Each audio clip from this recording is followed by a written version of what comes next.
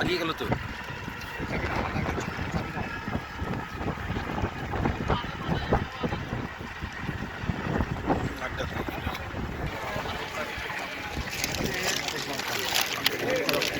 কেমন আছেন? ভালো ভালো ভালো। স্যার নগেন মুর্মু, এসে মুর্মু ইধার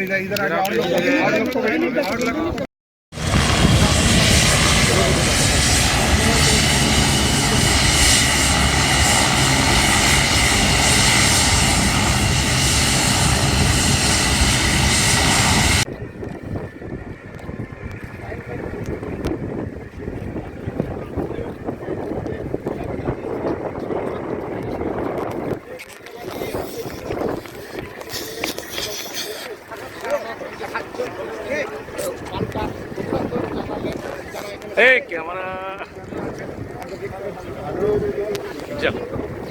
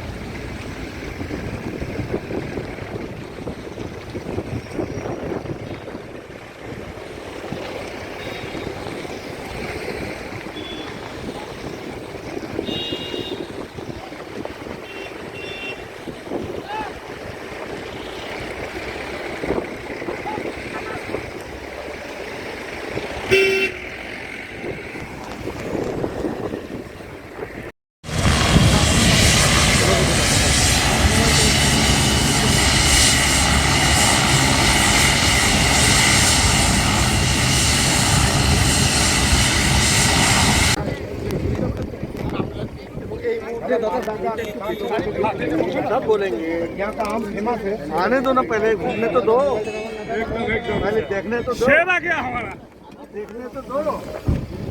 हमारा शेर आ गया।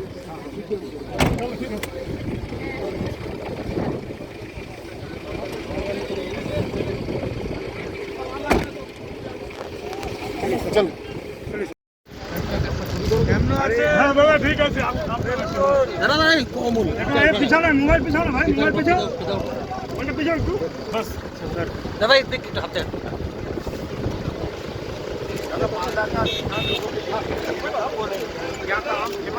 आने दो ना, पहले तो दो, पहले देखने तो सब देखने आपका वीडियो पिक्चर दी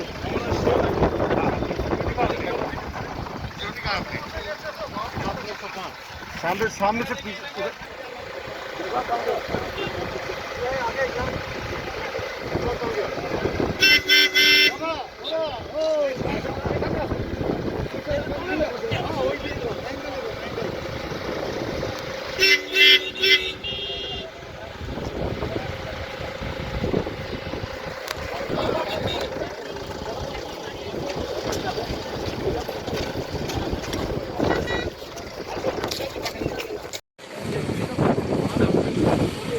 दादा सब बोलेंगे आने दो ना पहले घूमने तो दो शेर आ गया हमारा देखने तो दो हमारा शेर आ गया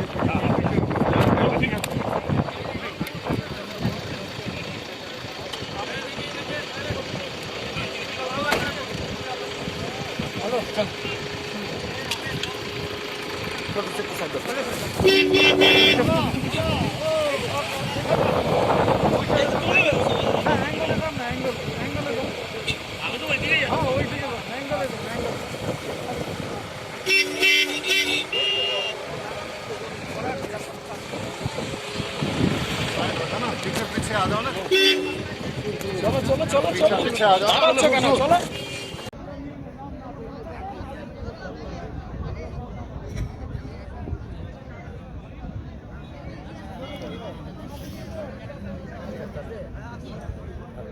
हेलो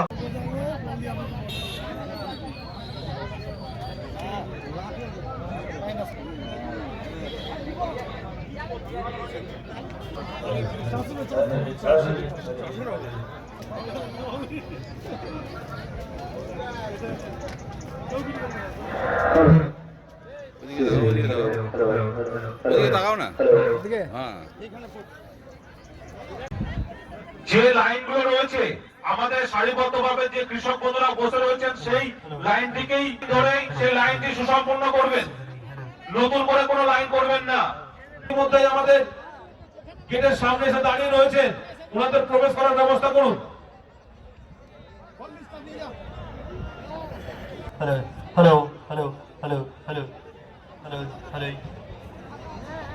যে সমস্ত কৃষক বন্ধু এখনো বাইরে ঘোরাঘুরি করছেন ওনাদের উদ্দেশ্যে আমাদের বিনম্র আবেদন, যে রাস্তা রয়েছে সেই রাস্তাটি ফলো করুন। যে জল পরিবাহী গাড়ি আসছেন ওনার উদ্দেশ্যে বলা হচ্ছে আপনি গাড়িটি আমাদের স্টলের পেছন দিক দিয়ে স্টেজের সামনে আসুন। জল পরিবাহী যে গাড়ি রয়েছেন সেই গাড়ির উদ্দেশ্যে বলা হচ্ছে আমাদের প্যান্ডেলের পেছনে যে রাস্তা রয়েছে সেই রাস্তা দিয়ে প্রবেশ করুন। আমি শীঘ্রই অনুরোধ করবো যে সমস্ত কৃষক বন্ধু আমাদের গেটের সামনে দাঁড়িয়ে রয়েছে ওনাদের ভেতরে প্রবেশ করতে সহযোগিতা করুন।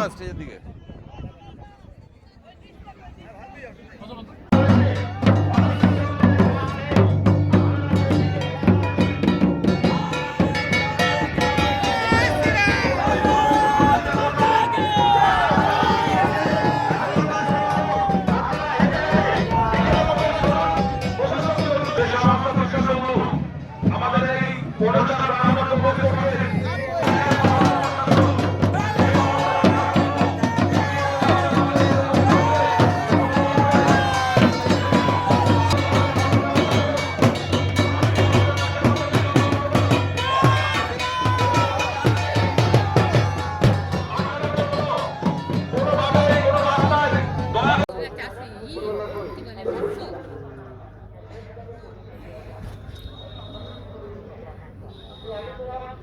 আপনি জিজ্ঞেস করেছিলেন আমরা কোনো বুঝতে পারি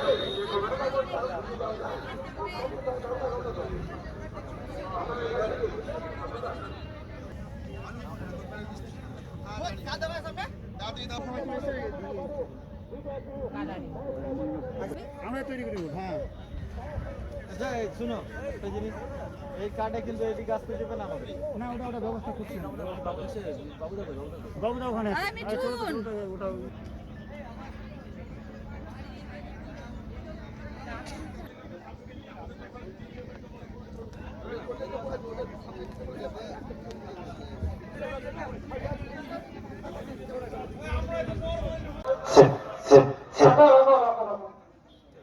তোমরা কোথা থেকে আসছো? আমরা শ্রীরামপুর জিপি।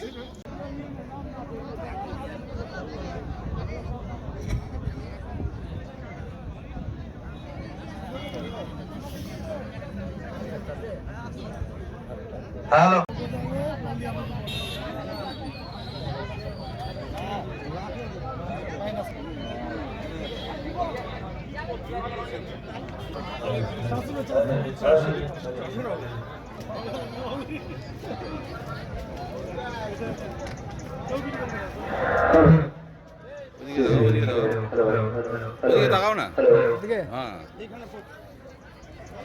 যে সমস্ত কৃষক বন্ধু এখনো বাইরে ঘোরাঘুরি করছেন ওনাদের উদ্দেশ্যে আমাদের বিনম্র আবেদন, যে রাস্তা রয়েছে সেই রাস্তাটি ফলো করুন।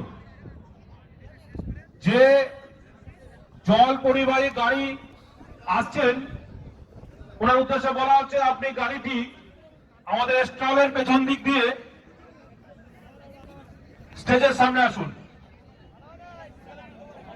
জল পরিবাহী যে গাড়ি রয়েছেন সেই গাড়ির উদ্দেশ্যে বলা হচ্ছে আমাদের প্যান্ডেলের পেছনে যে রাস্তা রয়েছে সেই রাস্তা দিয়ে প্রবেশ করুন। আমি শীঘ্রই অনুরোধ করব যে সমস্ত কৃষক বন্ধু আমাদের গেটের সামনে দাঁড়িয়ে রয়েছে ওনাদের ভেতরে প্রবেশ করতে সহযোগিতা করুন।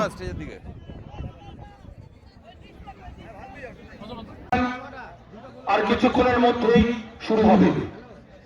যে সমস্ত কৃষক বন্ধু উপস্থিত হয়েছেন ওনাদের উদ্দেশ্যে আমাদের বিনম্র আবেদন, আপনারা সুষ্ঠুভাবে কৃষক সুরক্ষা অভিযানের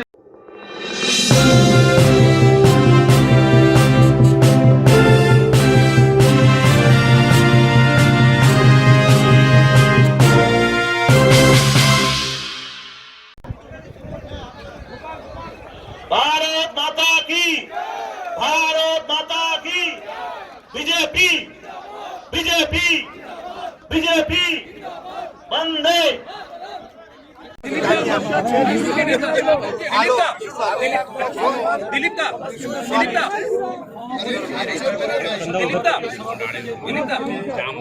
खिचड़ी खा रहे हैं आप, जेपी नड्डा की कैसा लग रहा है? बहुत अच्छा है। एक किसान के घर घर से कलेक्ट किया गया है 2-2 मशीन।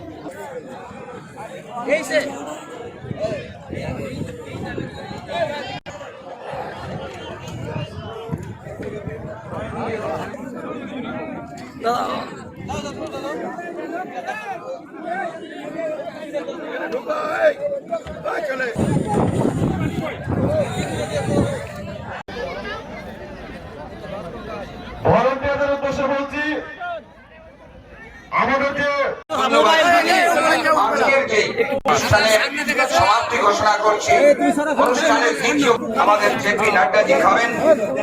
জেপি নাড্ডাজি আপনাদের সঙ্গে সহযোগ করবেন।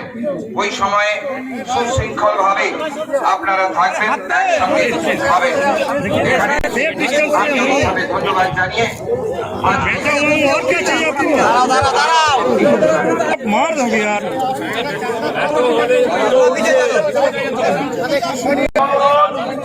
আমাদের পরবর্তী যে প্রোগ্রাম এই ছবিটা নিয়ে নিয়ে আমাদের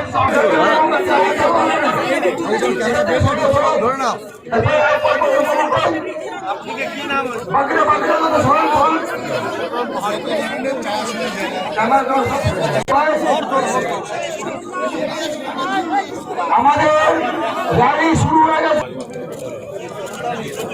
ওখানে আমাদের কোনো ভলেন্টিয়ার থাকবে না।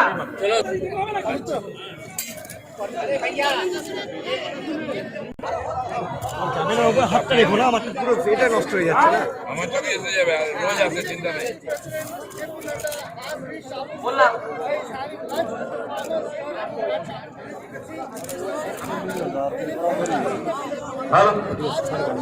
সকল কর্মী সমর্থকদের বলা হচ্ছে আপনারা র্যালিতে চলে যাবেন। लोग एक बार उधर से पूरा फोटो लीजिए कि अध्यक्ष जी सबके साथ है। यहाँ पे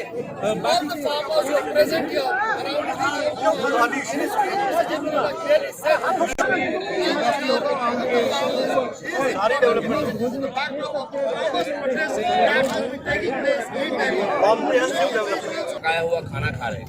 यहाँ खिचड़ी में आधा अधूरा क्यों लेंगे? यहाँ के किसान जो खेती और करते पूरा हैं जनता का सब्जी से लेकर आशीर्वाद चावल है। तक सब एक साथ मिला करके ये बनाया गया। जनता आशीर्वाद देने को तैयार है। आप देखिए हाल, सब्जी गिराई करके आप यहाँ माहौल पीछे में जो स्टॉल लगा हुआ है कितने प्रकार की यहाँ सब्जी उपज होती है, सब चीज नमूना रखा गया है और एक सब्जी भी बनाया गया। यहाँ के प्रदेश के सभापति और हमारे साथी আমাদের সৌভাগ্য যে আমাদের মতো সাধারণ কৃষকদের সঙ্গে দেখা করতে এবং একসঙ্গে বসে খাওয়ার জন্য তিনি এসেছেন। সেই জন্য আমি পশ্চিমবাংলার সমস্ত কৃষকদের তরফ থেকে মাননীয় নাড্ডাজিকে সশ্রদ্ধ প্রণাম, নমস্কার এবং অভিনন্দন জানাচ্ছি। আমি নিজেও একজন কৃষকের বাড়ির ছেলে, আমার পূর্বপুরুষ কৃষক। আমি জানি কৃষকদের সমস্যা কি, কষ্ট কি। পশ্চিমবাংলার তথা ভারতবর্ষের কৃষক সমাজ এই 135 কোটি লোকের মুখ আমাদের ধোঁকা দিতে না পারে। শুধু তাই নয়, প্রতি বছর 6000 কোটি টাকা দিচ্ছেন, কিন্তু আমাদের দিদিমণির জন্য সেই টাকাটা আমরা পাচ্ছি না। তাই আমি কৃষক ভাইদের বলবো, আপনাদের অধিকার আছে প্রতি বছর 6000 টাকা পাওয়ার। সেই টাকাটা পেলে আপনার বীজ কিনবেন, সার কিনবেন, জল দেবেন, লেবার দেবেন। ওইটার জন্য আমাদের চাষ আটকে যায়।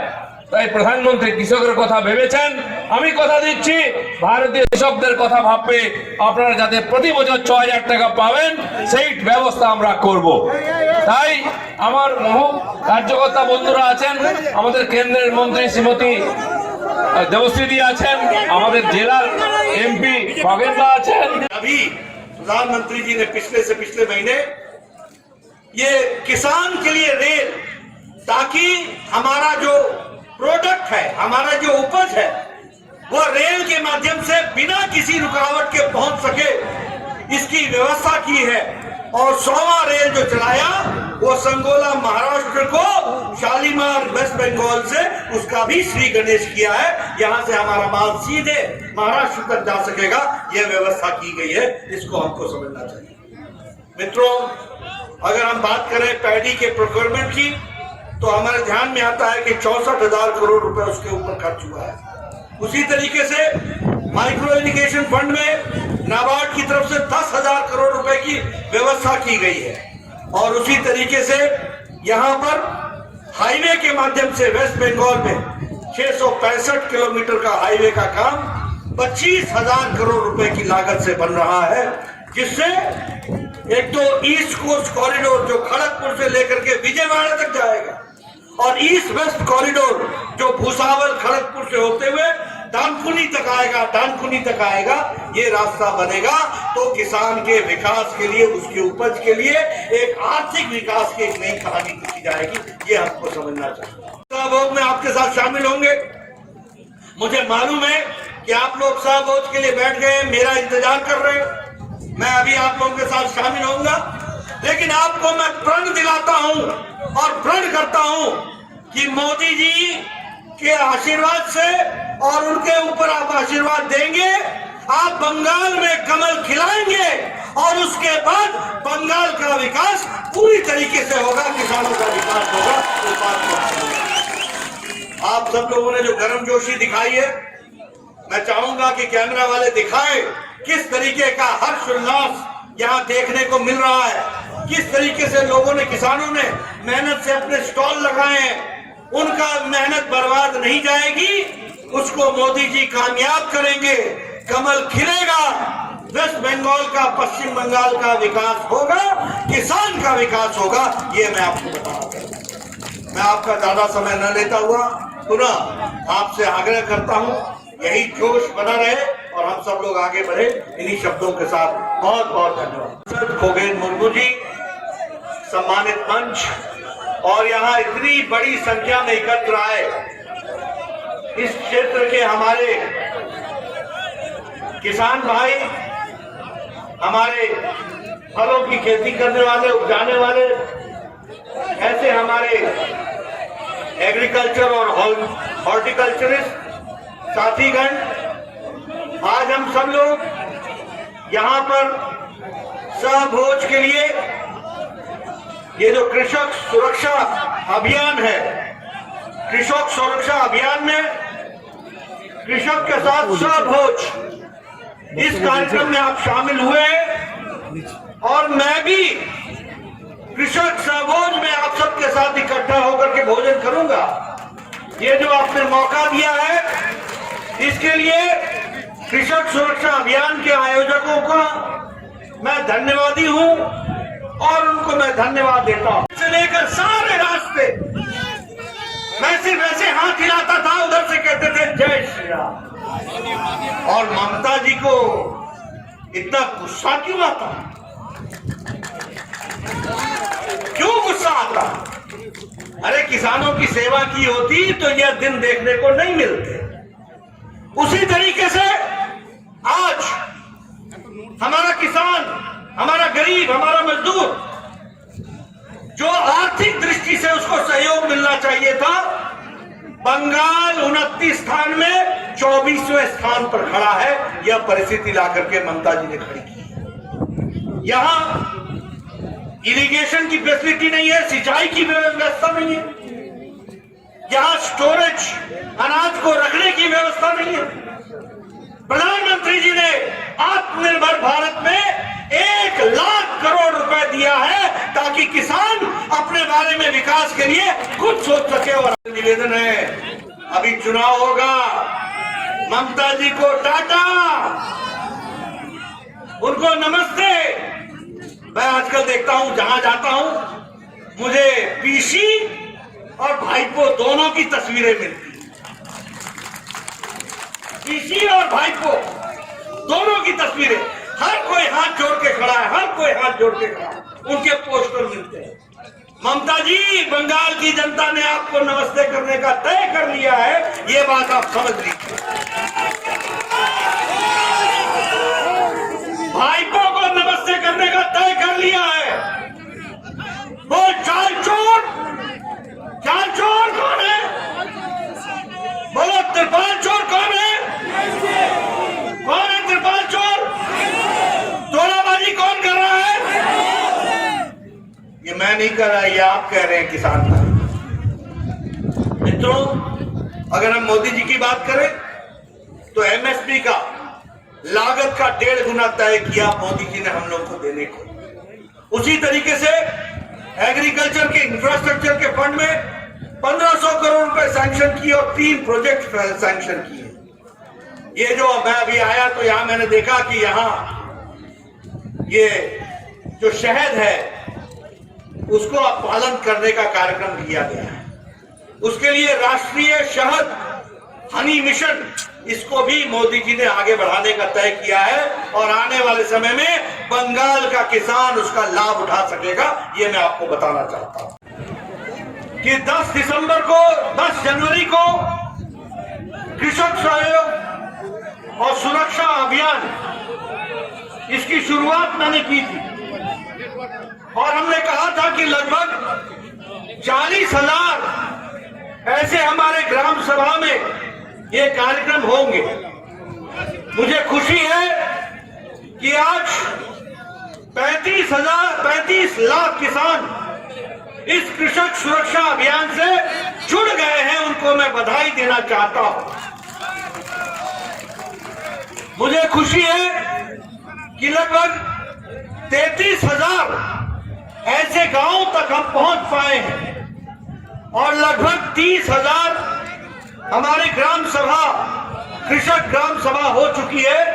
इस तरह के कृषक सहयोग सुरक्षा अभियान में कृषक सहभोज का कार्यक्रम हुआ है और आने वाले समय में हम 40,000 तक पहुंच जाएंगे। मित्रों, अगर मैं बात करूं तो पश्चिम बंगाल में ममता दीदी ने किसानों के साथ बहुत बड़ा अन्याय किया, बहुत बड़ा।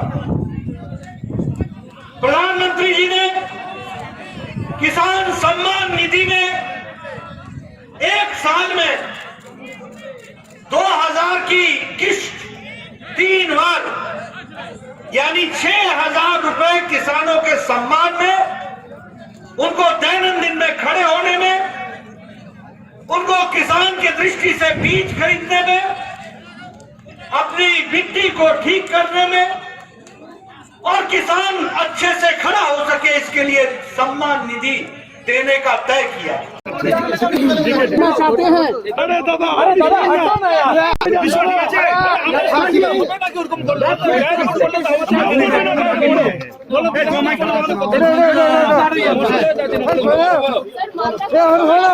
আমি হাত বন্ধ হয়ে আছে আমার একটা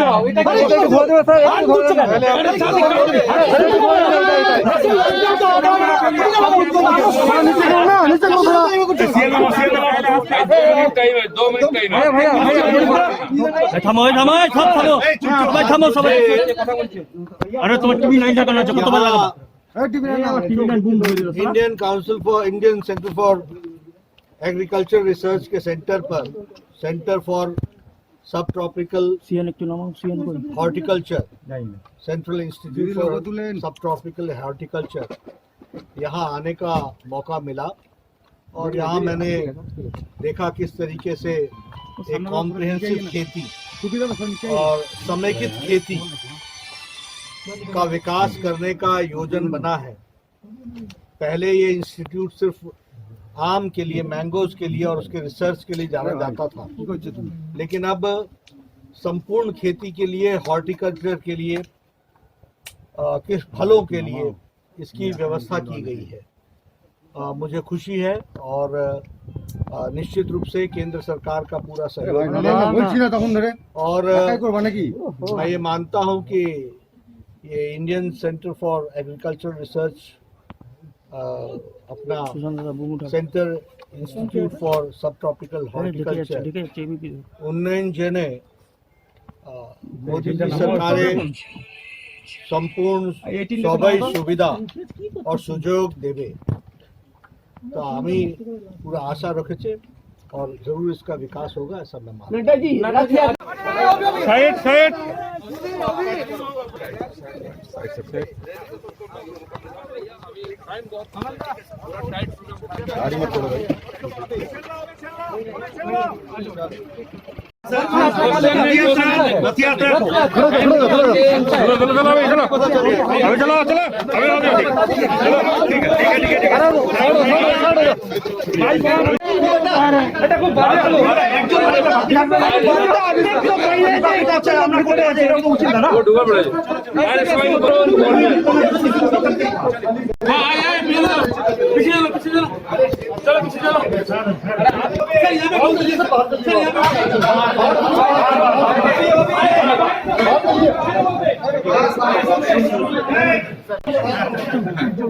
চলে যাচ্ছি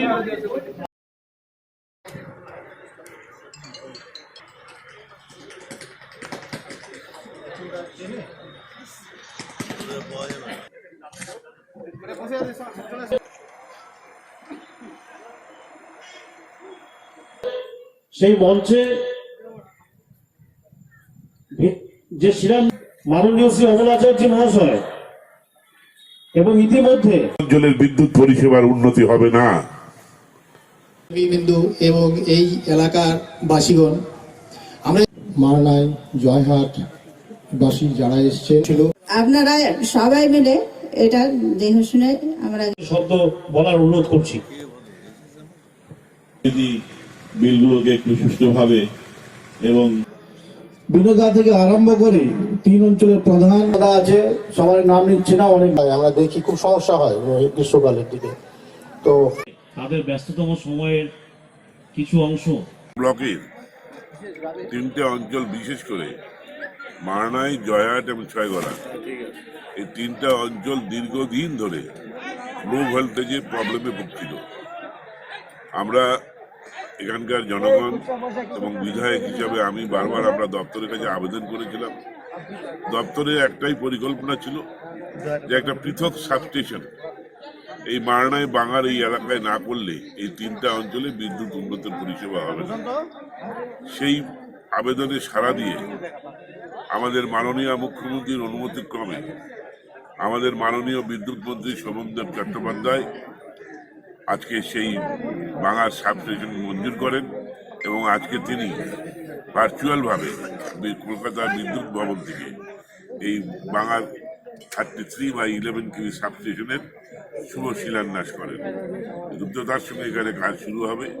এই শুভ অনুষ্ঠানে আমাদের জেলা দপ্তরের রিজিওনাল ম্যানেজার সুকান্ত মণ্ডল, আমাদের ডিভিশনাল ইঞ্জিনিয়ার উৎপল দাস সহ এখানকার আমাদের ব্লকের সমস্ত বিভিন্ন আধিকারিক, থানার ভারপ্রাপ্ত আধিকারিক অভিজিৎ দত্ত এবং এসএম ইজাহার চন্দন কর্মকার সহ সমস্ত অমিত গাঙ্গুলি এবং এই অঞ্চলের প্রধানগণ, জনগণ, অনেক মানে বিশিষ্ট ব্যক্তিত্ব, জনগণ সবাই আজকে আনন্দের সঙ্গে এখানে উপস্থিত ছিল যে তাদের দীর্ঘদিনের এই সমস্যাটা আজকে সমাধান হতে চলেছে।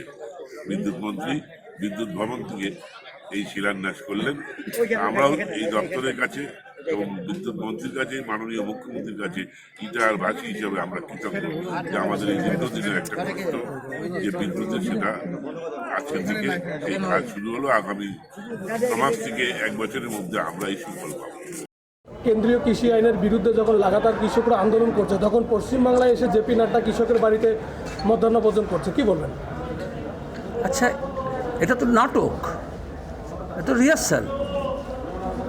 নাটক আর বাস্তবের মধ্যে তফাৎ হয়ে যাবে না?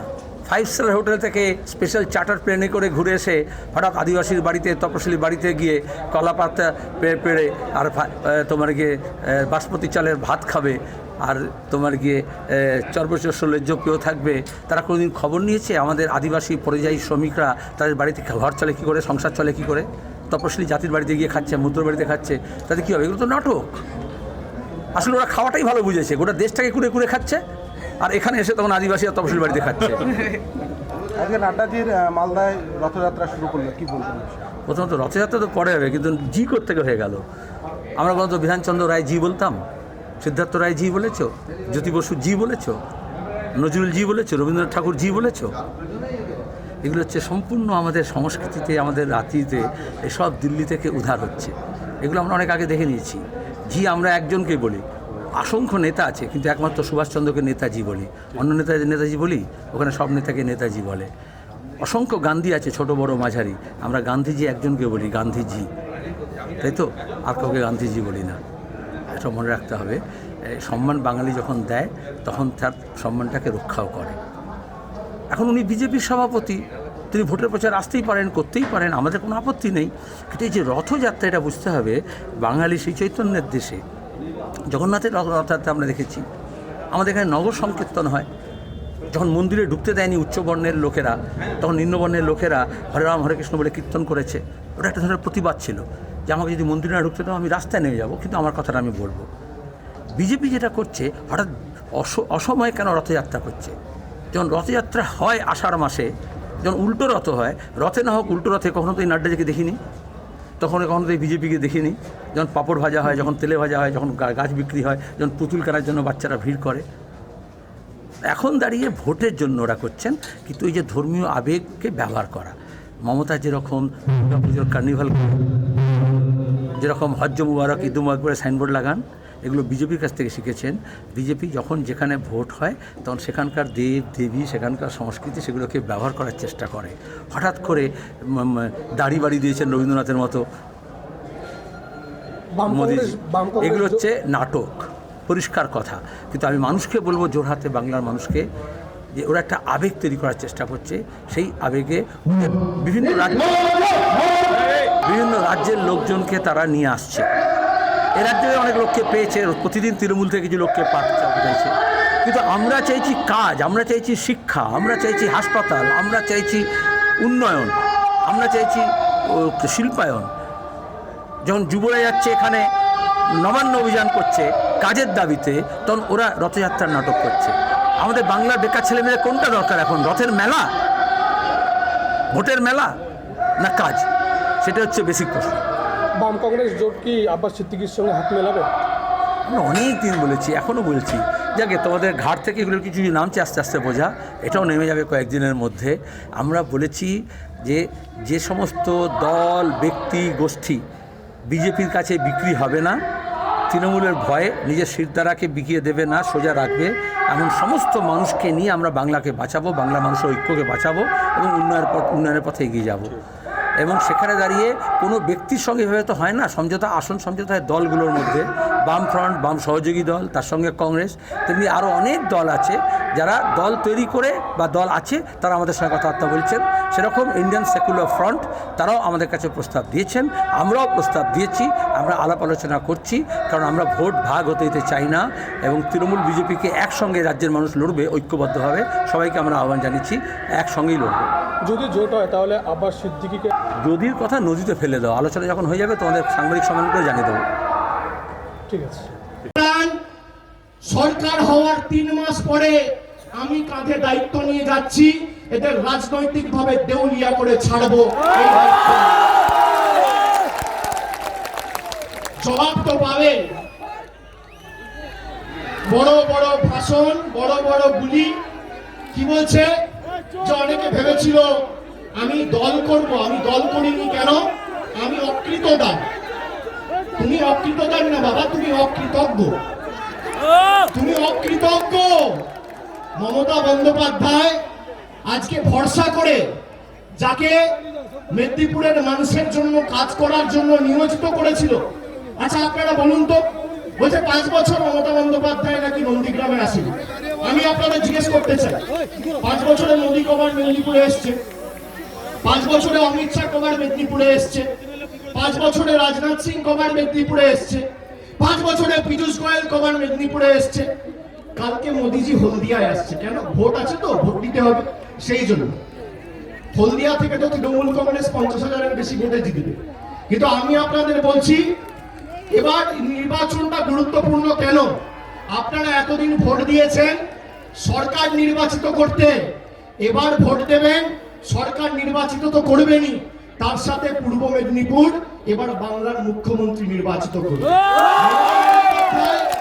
নিজে নন্দীগ্রাম থেকে প্রার্থী হয়েছে, নন্দীগ্রাম থেকে নেত্রী লড়বে, আর স্টিয়ারিং তো এখন মমতা ব্যানার্জির হাতে। তাই অনেকের গাত্র দাহ, গায়ে জ্বালা হচ্ছে। তার কারণ কি? বলছে 1,00,000 ভোটে হারাবো, কিন্তু নিজে দাঁড়াবো সেটা বলছে না, কাউকে একটা মোদি করে নিয়ে যায়। আরে আপনি এত বড় নেতা, নন্দীগ্রামের নায়ক, নিজেকে জননেতা বলেন, আপনি বলুন। আমি বুঝতে পারলাম আপনার অনেক জলে আইন শৃঙ্খলা, অনেক নিয়ম আছে, অনেক কিছু ভেবেচিন্তে আপনাকে চলতে হয়, একটা স্ট্রাকচার আছে, অর্গানোগ্রাম আছে। তা আপনি দায়িত্ব নিয়ে বলছেন না কেন যে নন্দীগ্রাম সিটটা আপনি আমাকে শুভেন্দু অধিকারীকে দাঁড় করান, ভারতীয় জনতা পার্টির প্রতীক চিহ্ন থেকে আমি মমতা ব্যানার্জির বিরুদ্ধে প্রতিদ্বন্দ্বিতা করবো? বলুন না, আপনি পাবলিক ইচ্ছা তো প্রকাশ করুন। কাউকে একটা মুরগি করে নিয়ে যাবে, তাকে গর্তে ধাক্কা দিয়ে দেবে, আর নিজে বলবে কি যে আমি নির্বাচনে দাঁড়াবো না, দাঁড়ালে অন্য জায়গা থেকে দাঁড়াবে। এই মেদিনীপুরের মাটি থেকে যেখানে দাঁড়াবে তোমাকে 50,000 ভোটে মেদিনীপুরের মানুষ হারাবে। কাউকে হারাতে হবে না, মেদিনীপুরের মানুষই যথেষ্ট।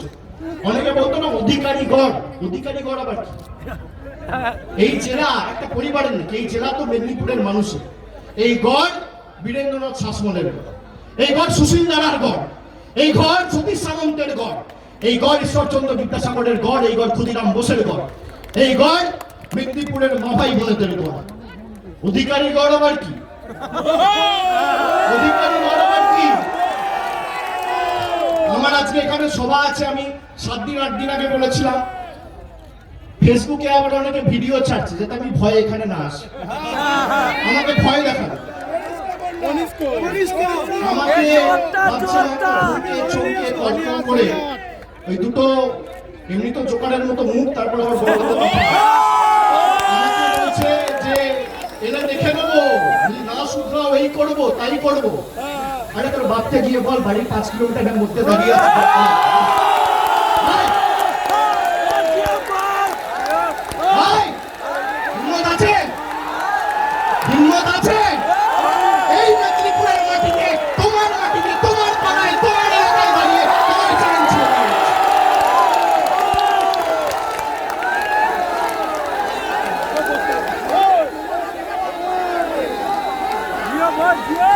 চালানায় নকুলদা না, তার আবার ক্যাশম্যান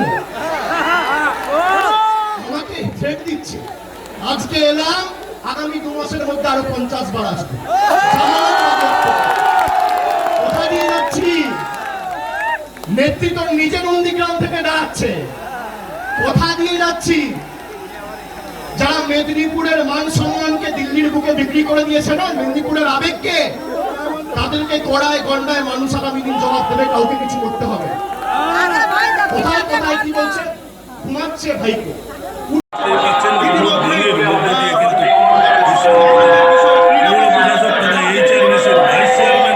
এবং তার পাশাপাশি ইসলামপুর মহকুমা ক্রীড়া সংস্থার চিফ প্যাট্রন কানাইলাল আগরওয়াল তিনি কিন্তু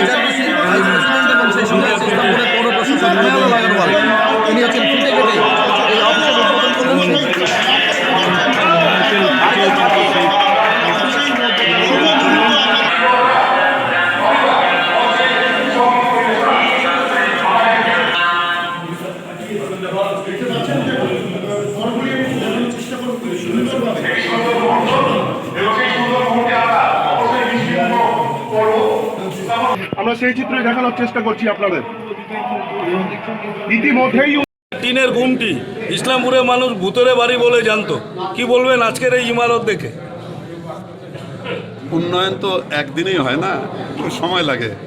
একটা সময় ফান্ডিংয়ের ব্যাপারটা ছিল, তো এবার যেহেতু আমি একটা HRBCর ভাইস চেয়ারম্যান হিসাবে দায়িত্বটা পেয়েছিলাম, আমি একটা সুযোগ পেয়েছিলাম যে ওখান থেকে কিছু সোশ্যাল রেসপন্সিবিলিটি যে বলে একটা আছে, ফান্ড আছে ওখান থেকে কিছু কাজ করতে। তখনই আমি ঠিক করলাম যে না, ইসলামপুর SDSA অফিস বিল্ডিংটা খুব দরকার আছে। সেই হিসাবে আমি যারা SDSA কর্মকর্তাগণ ছিলেন এখানে, ওনাদের কাছে বললাম যে আপনারা একটা DPR করে দেন, যেন আমি টিকিট টাকাটা ওখান থেকে দিতে পারি। ওনারা একটা আমাকে 22,55,000 টাকার মতো একটা DPR করে দিয়েছিলেন।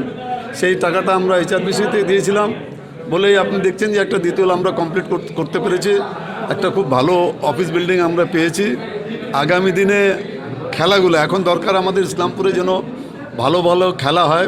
একটা বছর তো আমরা এই কোভিডের জন্য খেলাধুলা কোনো অনুষ্ঠানেই আমরা করতে পারলাম না, কিন্তু আস্তে আস্তে সময় পরিবর্তন হয়েছে। সময়ে আমরা আবার খেলাধুলা ইসলামপুরে হবে এই আশা আমরা করছি। আমাদের জেলা থেকে সুদীপ বিশ্বাস আছে, DSA সেক্রেটারি। মাঝে মাঝে যখনই কোনো খেলা হয় সুদীপকে আমরা ডেকে নিই, DSA থেকে আঁকেও ওনার সঙ্গে আরও DSAর কয়েকজন কর্মকর্তা করেন, ওনারাও আসেন। আমরা মিলেমিশে সব খেলাগুলা পরিচালনা করি। আগামী দিনেও আমরা সহযোগিতাটা পাবো। ইসলামপুরে ব্যবসায়ী বন্ধুগণও আজকে আসছেন এখানে, ওনারাও সবসময় সহযোগিতা করে থাকেন আমাদের খেলাধুলায়। কানাইলাল বোতরা আছেন, আমাদের সুদেব নন্দী মহাশয় আছেন, সবাই আছেন। আর যারা ক্রীড়াপ্রেমী যারা আছে, বিশেষ করে অরুণদা হলো SDSAর ফাউন্ডার সেক্রেটারি। সাধনদাও ছিলেন, উনিও SDSAর সঙ্গে জড়িয়েছিলেন। এরকম অনেক মানুষ আছে। আজকে নদাও আসলো মাঠে, নদার খেলা আমি দেখেছি, বাইরে বসে দেখতাম নদা ভালো ফুটবল খেলতো।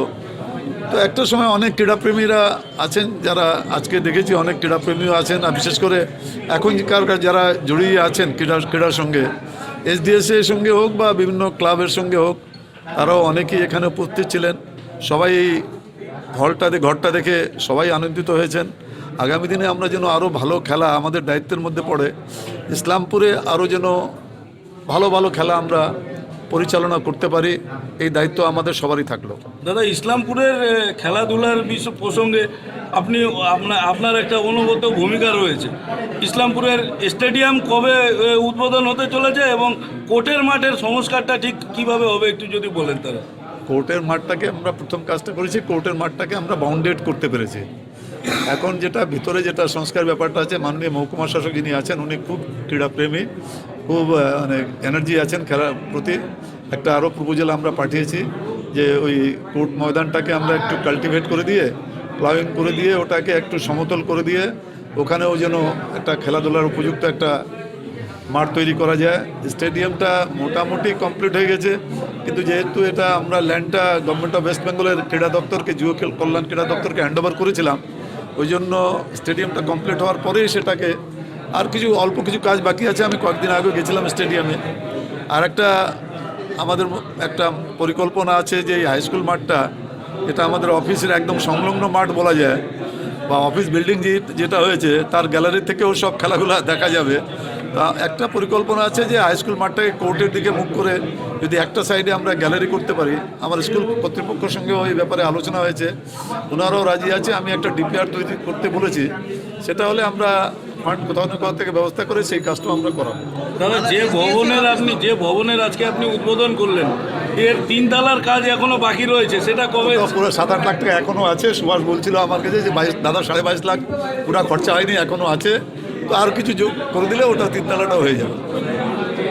বলছি আর একটা বিষয়, আপনি মূল মঞ্চ থেকে একটা প্রসঙ্গ তুলেছিলেন মুক্ত মঞ্চের, ক্রীড়াপ্রেমী মানুষদের জন্য হলো, এবার মুক্ত মঞ্চটা কবে উদ্বোধন হতে চলেছে? মুক্ত মঞ্চটা এখন আমার হয়তো উদ্বোধনে একটু সময় লাগবে, কেননা ইলেকশন নোটিফিকেশনটা খুব সম্ভবত এই মাসেই হয়ে যাবে।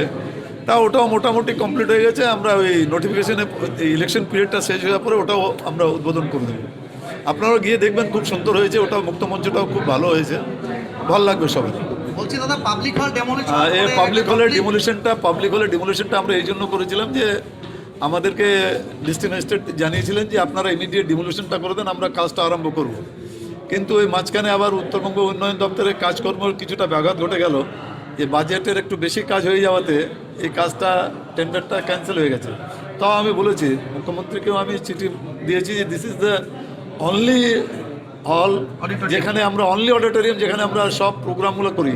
আর এই অডিটোরিয়াম যদি না হয় তাহলে আমি বলতে পারি there will B A black out. তো আমি একটা চিঠি দিয়েছি, আমি আশা করছি এই মধ্যে না হলে ওটা পাবলিক হলে আমরা করে দিতে পারবো। ইসলামপুরবাসীকে ধন্যবাদ। প্রথমে জানাই আমার HRBCর ভাইস চেয়ারম্যান কানাডাকে, যেহেতু ওনাকে আমি 1 বছর ধরে থেকে যে দাদা আমাদের ইসলামপুরের জন্য কিছু করেন বলে তারপরে ওনার কাছ থেকে আমাকে একদিন বললো তুমি প্ল্যানটা করো। সেই আমি প্ল্যানটা তখন আমি অ্যাসিস্ট্যান্ট ইঞ্জিনিয়ারকে দিয়ে প্ল্যানটা করালাম। 22,55,509 টাকা দিয়ে আমি এটা স্টার্ট করি। এই বিল্ডিং এই পর্যন্ত এখন আন্ডার কনস্ট্রাকশন চলছে। উপরে 16টা পিলার হয়ে গেছে ছাদ লেভেল পর্যন্ত। এখন হিসাব হয়নি, কি আছে না আছে সেটা পরে সবাইকে জানাবো।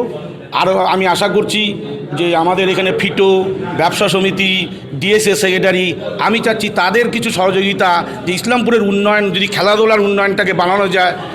আর্থিক সাহায্য যদি না হয় তাহলে কিছু করা সম্ভব না। এবার এটাই আমি সবাইকে জানাচ্ছি। আর আজকে আনন্দের দিনে আমি খুব খুশি। আমার সঙ্গে আমার সুভাষদা, সত্যেনদা, আরও যারা দিন রাত এরা আমাকে পিছনে থেকে করছে, তুই কর, আমি আছি।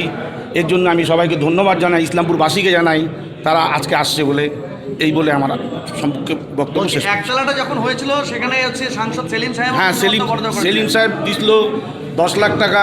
সেখানে টেন্ডার ডাকা হয়েছিল, টেন্ডার ডেকে 8,59,072 টাকার আমরা কাজ হয়েছে 14% লেসে। তারপরে আমাদের সামনের যেই অংশটা এটা দিয়েছে PWD assistant engineer Prosenjit Kundu, তাকে আমি ধরে তাকে বলে স্যার আমাদের এটা করতে লাগবে ইসলামপুরের জন্য কিছু। উনি তখন আমার কাছে প্ল্যান চেয়ে নেয়। প্ল্যান চাওয়ার পরে উনি তখন এটা নিজে হাতে করে দেয়। আমি তাকেও ইসলামপুর এজিএর তরফ থেকে ধন্যবাদ জানাচ্ছি। ইসলামপুরবাসীকে যারা আমাকে কিছু ইলেকট্রিক মার্চেন্ডাইজেশন, তারা ইলেকট্রিক দিয়ে, ফ্যান দিয়ে, সুমন্ত ভাওয়াল বলে একজন আছে, তাকে বললাম একদিনকে এখানে যাচ্ছে, আমার একটা জলের মেশিন দরকার, তুমি একটা জলের মেশিন দাও, সে এসে জলের মেশিন দিল। এরকম সহযোগিতা সবাইকে পাইছি। আমি সবারই হেল্প চাই, কিছু করে দেখাই ইসলামপুরের জন্য, আর কিছু না। আমার এটাই সবচেয়ে ভালো, আজকে সবচেয়ে আনন্দের দিন। অ্যাডমিনিস্ট্রেশনই হোক আর স্পোর্টস অ্যাডমিনিস্ট্রেশনই হোক, অ্যাডমিনিস্ট্রেশন একটা যে কোনো ভবন থেকেই পরিচালিত হয়, এটা তো আপনারা জানেন। একটা ক্রীড়া প্রশাসক সে যদি মাঠে বসে সব কিছুর রুলিং দেয়, সেটা কোনো সময় সেটা জাস্টিফাইড হবে না। সেই জন্য যে কোনো জিনিস পরিকল্পনা করা এবং সেই পরিকল্পনাটাকে বাস্তবে রূপায়ণ করা, তার জন্য একটা ভবনের প্রয়োজন। সেটা আজকে হলো। আগামী দিনে এটা আরও বেশি কার্যকরী ভূমিকা নেবে। এবং আমরা উত্তর দিনাজপুর জেলা ক্রীড়া সংস্থার শুধুমাত্র রায়গঞ্জ বেসিস না, আমরা যেটা কালীনাদাও বললেন, আমরা সবসময় ইসলামপুরে ছুটে আসি এবং ইসলামপুরের যারা স্পোর্টসম্যান, যারা ফুটবল হোক বা ক্রিকেটার হোক বা অ্যাথলেটিক্স হোক, তারা কিন্তু নিরপেক্ষতার সঙ্গে জেলা দলের সুযোগ পায় এবং জেলা দল থেকে তারা রাজ্য দলের সুযোগ পায়। এবং তার আপনারা তো সুফল গত বছর পেয়েছেন যে Islampur SDSA inter subdivision cricket টুর্নামেন্টের রাজ্যে রানার্সের শিরোপা অর্জন করেছে। এবং আগামী দিনে আরও সাফল্য আসবে আশা করি আমরা। আপনারা এই কথা বুকে গেঁথে রাখবেন যে আমরা কোনো পলিটিক্যাল পার্টির কাছে বিক্রি হয়ে যায়নি। যারা বিক্রি হয়ে সেখানে খারাপ হয়ে গেছে। তাই আজকে আপনাদের কাছে আমাদের এটাই আবেদন, এটাই রিকোয়েস্ট যে আপনারা আপনাদের ভোট প্রয়োগ করবেন এবং সুচিন্তিতভাবে আপনারা ভোট দেবেন, যেন ভোট আপনার নষ্ট না হয়, মুসলমানদের ভোট যেন ভাগ নেওয়া হয়ে যায়। ونعوذ بالله من شرور أنفسنا ومن سيئات أعمالنا من يهده الله فلا مضل له ومن তৈরি করা গুলি ফাটবে না এরকম পিস্তল থাকে। আমার বিশ্বাস দমকল মহকুমায় 4টা থানা, অনেক আলেম ওলামা, অনেক মাদ্রাসা, 43টা মাদ্রাসা, কত মসজিদ, গগন চব্বি মিনার দিয়ে মসজিদ। আমাদের কিন্তু মুক্তাদি এত ভালোবাসে। কমের মশলা আছে, চিনতে ভুল হচ্ছে। ডায়েরি থাকলে মনে করেন কি মানে আতর থাকলে ভাবেন কি লিকুইড আছে। বড়দা বিমানবন্দর আমি প্লেন ধরে ভারতীয় জমিয়ত উলামা হিন্দের নেতা মৌলানা সৈয়দ হাসান মাদানী সাহেব এবং আমাদের রাজ্য সাধারণ সম্পাদক কারি মৌলানা শামসুদ্দিন আহমদ সাহেব উপস্থিত হয়েছেন। আজকে আমাদের সভার এজেন্ডা হলো দেশপ্রেম এবং ভারতীয় নাগরিকদের মধ্যে সম্প্রীতি স্থাপন, কৃষকেরা যেন ন্যায় বিচার পায় তার জন্য আলোচনা এবং বর্তমান প্রেক্ষাপটে রাজনৈতিক মূল্যায়ন, এগুলি আমাদের মূল এজেন্ডা, মূল আলোচনা। আমরা চাই দেশে যে সাম্প্রদায়িকতার বিষ বপন হয়েছে সেটা এখন চতুর্দিকে ছড়াচ্ছে, তো হিন্দু মুসলমান জাতি ধর্ম নির্বিশেষে যারা সেকুলার পার্টি আছে, সেকুলার দল আছে, তাদের প্রতি যেন আমরা লক্ষ্য রাখি, তাদেরকে জিতাই, সাম্প্রদায়িক দলগুলি যেন হারে, আগামী দিনে হিন্দু মুসলমান যেন আমরা মিলেমিশে দেশে এবং রাজ্যে থাকতে পারি, তারই এটা প্রচার। কত লোক আয়োজন হয়েছে আজকে মনে করছেন? আজকে এখানে 1000-500 লোক হবে। আমাদের এটা এটা কি মহকুমার লোক আছে না বাইরে? হ্যাঁ, এটা মহকুমার, কোনো বাইরের লোক নেই। সেইখানে একটা নাম দিয়ে উঠাইছি নাকি?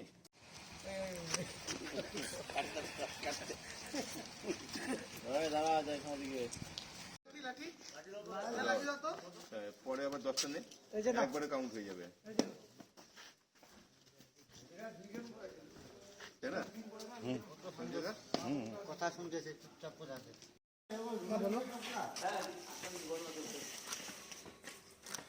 দরজাটা আটকাবো, দরজাটা পিয়াজগুলো ওই সাইডে করতো, গেটটা বাদ দিয়ে। এই যে ম্যাডাম, দরজাটা আটকা দিয়ে দিকে।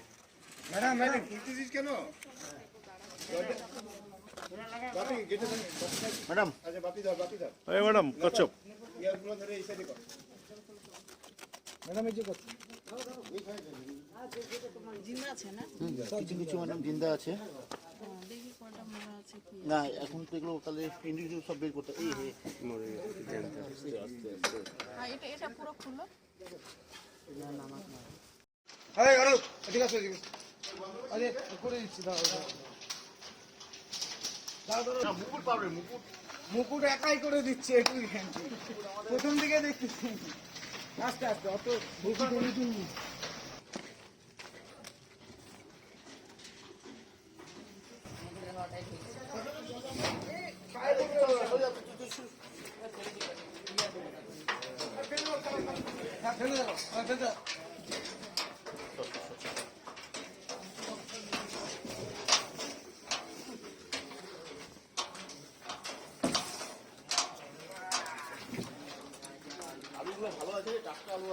আরে বাইরে যাবো, কাজে লেগে যাবে, সেটা প্রবলেম নাই, মাল বের করবো।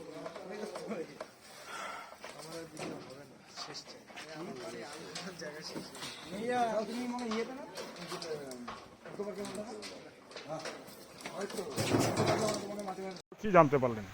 গতকাল রাত্রে বন দপ্তরের কাছ থেকেই আমরা খোঁজ পেলাম যেরকম কচ্ছপ পাচার হচ্ছে।